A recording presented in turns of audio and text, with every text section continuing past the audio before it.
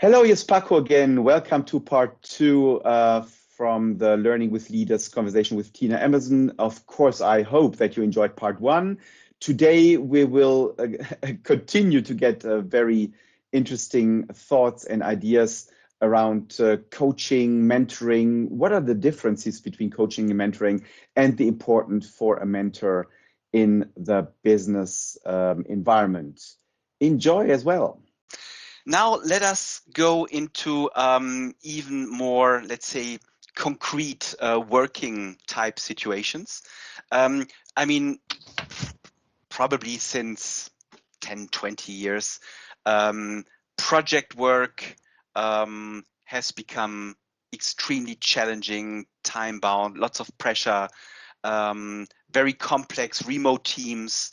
So when I think back, I was, quite sometimes in a situation that, I was involved in a project, I was the project lead, and there were, sometimes colleagues or even people who came from other teams who were supposedly be more experienced, higher, ranked, who were consistently late with their agreed input. And as a less experienced person in the corporate world, this sometimes can represent quite a challenge, how to appropriately react to that. What is your view here? I agree with everything you said. It is hard, it is challenging, it is very difficult. And particularly if you are newer to the role or to leading a team and to also being responsible for the delivery of a project. It probably backs on to my answer to your previous question. I think that there has to be some practical bravery going on. And one of the things that we know that if precedent is set, then it doesn't become precedent anymore, it then becomes practice. Mm-hmm. So if something is agreed to, if something is worked on in that way, it becomes what we would, and we use the term in English, HR law, custom and practice. It becomes something that we do. So there is, if it's something that's started to occur and it's not managed respectfully, I think it can, it will affect, if you are the project manager, project leader, or a lead part of the project, it will affect what people see as your contribution. So, and it will also affect other people within the project who often know about maybe not such good practice, etc. So for me, I would say you need to dial up some practical bravery and say, I wonder whether we can have 10 minutes together. This is the second occasion. This is when I need it by. This is the consequence of what's happened. Can I pass it over to you? Can I hear your side of the story? Mm-hmm, mm-hmm. Thank you. Listen to that. Mm-hmm. Thank you. And as the project manager, this is when I need it by. I don't set false deadlines. I don't work that way. Mm-hmm. This is what I need by. The consequence of it not happening at this stage will be this. And you can check all of that out again as a less experienced person, newer to project management. I would check that out with somebody with a bit more experience. But my best advice would be that you prevent it from reoccurring, so that it becomes, when it starts to recur, it will become something that continues. And then you're not only managing, as you said, a hugely complex, logistically difficult project, probably with a number of outcomes, you've got another problem as well. Yeah. So the last thing that you need is another problem. So for me, it would be practical bravery. Yeah, and I guess this practical bravery is not only required in the described situation, but I guess, and not only less experienced people, but I mean, even us, constantly we are confronted with the requirement to be brave in some circumstances. I think you're right, and I think it's even harder if you're a pretty decent person you like other people. I mean, I'm such a people pleaser, and I like people a lot. And those two things really combine to make the perfect storm for me. So for me, it is about being, for me, very personally, it is about being brave, speaking to somebody that I like and admire, who is causing problems for my colleagues as well as me. I mean, I might be the project lead, but causing problems for my colleagues to sit down and say, Paco, we need 10 minutes together. This is the result of this turning up late. This was the consequence. Can I ask what's happened and how we can make this work in the future? Because this is the consequence should it happen again. And Tina, it's frightening. It is. And there's a spontaneous thought which just comes up. I mean, your native language is English. Yes. A lot of people in the corporate world, in the business, English is not their native language. So I can imagine this is even an additional hurdle if you have to be brave in a different language. Have you any experience there, any background, any thought? No, I can't help you on that because very sadly, being a British person, I speak one language because we have this sort of, a business language is often English, and it makes some of us, including me, slightly lazy about learning other languages. And I'm married to somebody who speaks at least 2 languages, which is a shame. So I ought to do something about it. And children who speak 2 languages as well. But one of the things that I would say is that I'm advised by my husband, whose first language isn't English, that some of the words and phrases don't translate. So once again, I think there may be opportunities to just test out what you're saying on somebody, a trusted colleague in some way, because some things don't translate well, That's true. or can be easily misconstrued. I fully agree. Tina, I mean, this is so interesting. Thank you very much. And to round it up, I have one last question for you, Tina.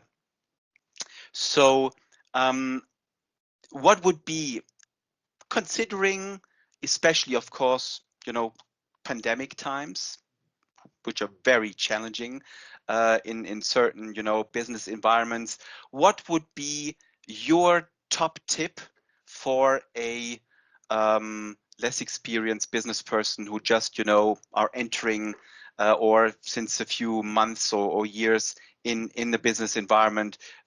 What is your top tip in order to be, successful?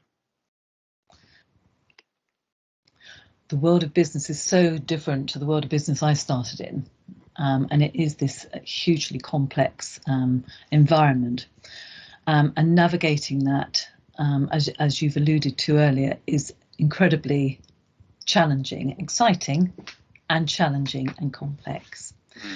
So my absolute top tip, even though you think you may not need a pension for many years, and you may not think you need a mentor for many years, I would definitely get yourself a mentor.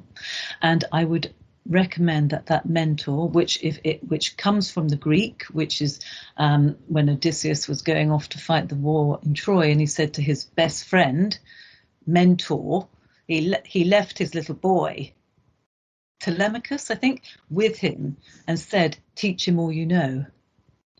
So I love this idea that, that there would be in experience, a more experienced, wiser person who maybe will have encountered several things like that before, will have some good coaching skills, but will be, if not on your side, there to enable you to reflect in some way.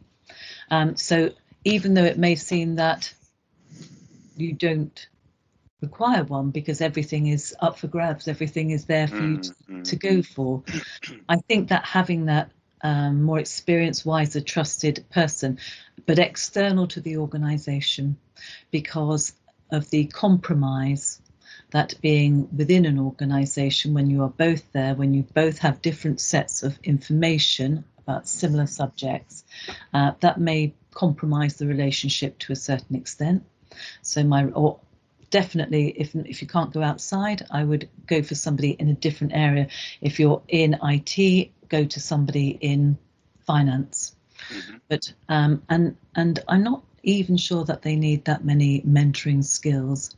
What they need to be able to do is you need a relationship where you can bounce ideas off someone, listen to them, allow yourself to think it through, try it out for 3 or 4 months, and then come back to test it with this confidential, more experienced, wiser person.